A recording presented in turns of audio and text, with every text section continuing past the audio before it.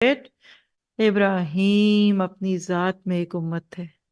یہ کریڈٹ ہے، یہ سرٹیفکیٹ ہے، یہ ہے اجتماعیت کا نتیجہ. ایک فرد وہ کام کر گیا جو پوری امت نہ کر سکی. آئیے ترجمہ سنتے ہیں. ان ابراہیم کان امتن قانتا للہ حنیفا. بے شک ابراہیم علیہ السلام پیشوا اور اللہ تعالیٰ کے فرما بردار اور یک طرفہ مخلص تھے. وہ مشرکوں میں نہ تھے، اللہ تعالیٰ کی نعمتوں کے شکر گزار تھے. اللہ نے انہیں برگزیدہ کر لیا تھا اور انہیں راہ راست سجا دی تھی.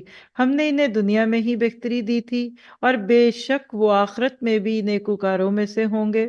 پھر ہم نے ان کی جانب وحی بھیج دی کہ آپ ملت ابراہیم حنیف کی پیروی کریں جو مشرکوں میں نہ تھے. کتنی تعریفیں ہیں ابراہیم کی قرآن میں، رشک آتا ہے. اللہ ہمیں ایسا بنا دے تو انشاءاللہ اللہ ہماری بھی تعریفیں فرمائے گا.